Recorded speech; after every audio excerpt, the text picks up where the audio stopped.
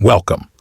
Today, we're diving into a compelling saying, "Deceive me once, shame on you. Deceive me twice, shame on me." This adage resonates deeply when we examine the current dynamics between China, Russia, and the West. In this era of shifting power balances, this phrase encapsulates the lessons learned from past betrayals and emphasizes the importance of vigilance in international relations. Recently, the BRICS Plus Bloc, composed of Brazil, Russia, India, China, South Africa, and other emerging economies, issued a bold joint statement. The bloc's key priorities are clear. They aim to significantly reduce the foreign exchange reserves held in U.S. dollars and accelerate the development of an alternative financial system based on blockchain technology. This strategic pivot is not merely about financial maneuvering. It represents a powerful assertion of sovereignty and a challenge to the dominance of Western financial institutions. The United States has responded with notable alarm, particularly regarding a project known as Eridge. U.S. officials have expressed serious concerns, with a spokesperson for the State Department declaring that the creation of alternative systems is a direct threat. They argue that such developments jeopardize democracy on a global scale. However, we must critically assess this narrative. Is democracy genuinely at risk, or is this merely a convenient justification for U.S. actions? A closer look reveals a troubling paradox.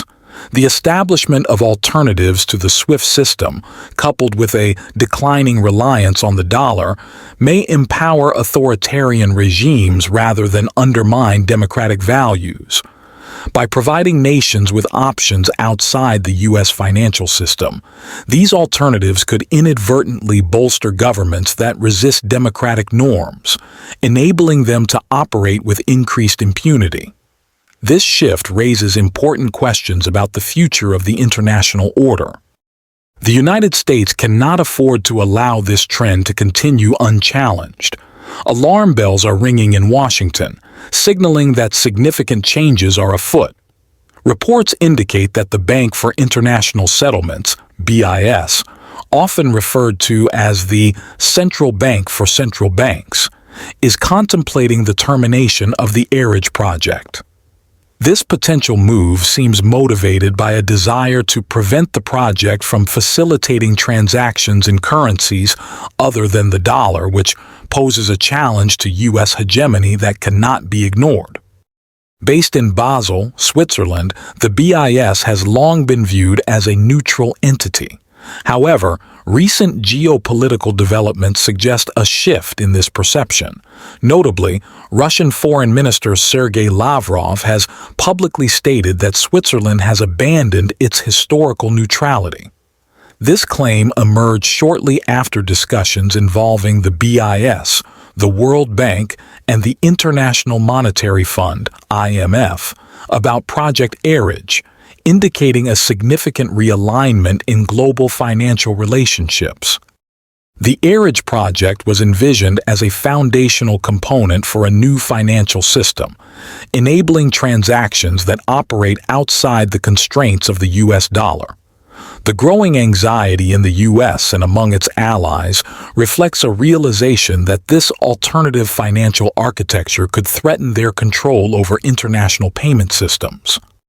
Reports indicate that the BIS is developing new payment channels that connect several countries, including China, Hong Kong, Thailand, the United Arab Emirates, and recently, Saudi Arabia. This expansion represents a pivotal shift away from dollar dependence. Initially designed to facilitate the BRICS Plus payment system, the likelihood of successfully achieving this goal now appears increasingly tenuous.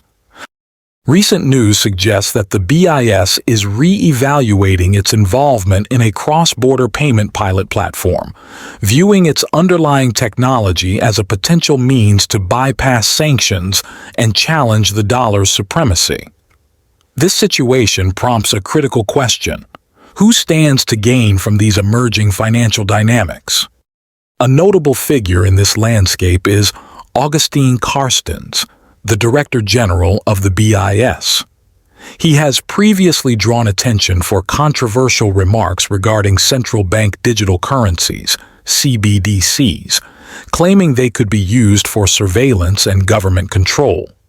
A significant distinction exists between CBDCs and traditional cash.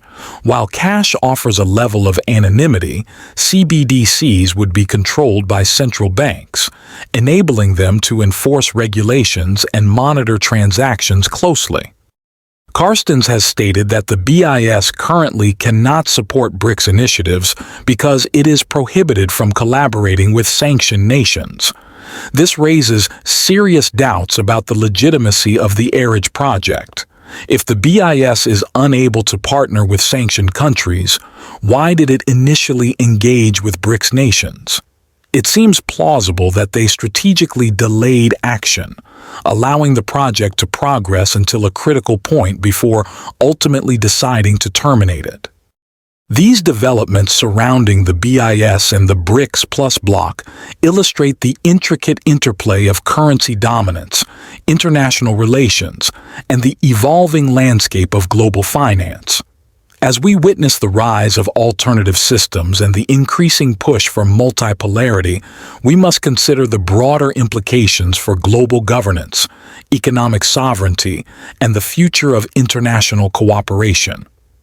The world is undoubtedly changing, and the stakes have never been higher.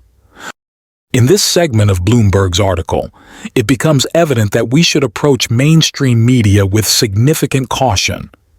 These outlets are often saturated with propaganda, creating a narrative suggesting that the United States needs to unite against perceived threats. The West is constantly searching for new adversaries, and this mentality can skew our understanding of global dynamics. A prominent policymaker expressed concerns regarding China's role in establishing the essential technological framework for a financial platform that is gaining importance on the world stage. This has given China a notable edge in technology development, raising alarms among Western officials who worry about this shift. Several of these officials have emphasized the need to carefully determine which nation should take the lead in reforming international financial systems. It is often taken for granted that the West has the right to dominate these discussions, while many people worldwide remain subject to exploitation and sanctions. For example, the platform known as Eridge does not allow transactions in US dollars. This situation raises important questions about why the West feels justified in controlling and shaping a financial platform that impacts so many people globally and is intended to facilitate international trade. This dynamic illustrates a neo-colonial mentality, coupled with a sense of urgency that permits respected media outlets like Bloomberg to publish articles that are not only poorly constructed but also lack thorough research. Such pieces can misrepresent the genuine objectives of a multi-currency financial settlement system. Furthermore, we should consider the insights of a senior political figure from the European Council on Foreign Relations, who may shed light on the reasons behind the potential shutdown of Eridge. She suggests that, much like BRICS, Eridge could be used by China, Russia, or other nations to conceal sensitive transactions from Western authorities. However, it is crucial to recognize that Western authorities do not possess control over the actions of other sovereign states, including how and where they conduct their business. This point indicates that the senior political officer might be attempting to manipulate public perception, which raises questions about her credibility. If she genuinely believes her claims, this would further call her qualifications into doubt. At this juncture, Project Eridge appears poised for discontinuation, which could pose a significant obstacle to the global majority's efforts to create a fair financial system that promotes the use of local currencies and bolsters economic development. Nevertheless, countries like China, Russia, and other BRICS Plus members are strategically positioned to navigate this challenge. These nations already have their own alternative financial systems for trade settlements, meaning that the closure of Eridge would likely only serve as a minor setback. Clearly, there is ample opportunity for future growth and expansion of these alternative financial frameworks. The discussion surrounding Eridge's potential closure prompts reflection on the broader implications for global finance. It seems plausible that this event could accelerate the decline of the US dollar, pushing many people worldwide to explore and adopt alternative financial solutions. Thank you for watching. If you found this discussion insightful, please subscribe for more in-depth analyses. I'd love to hear your thoughts in the comments below. Your support is greatly appreciated.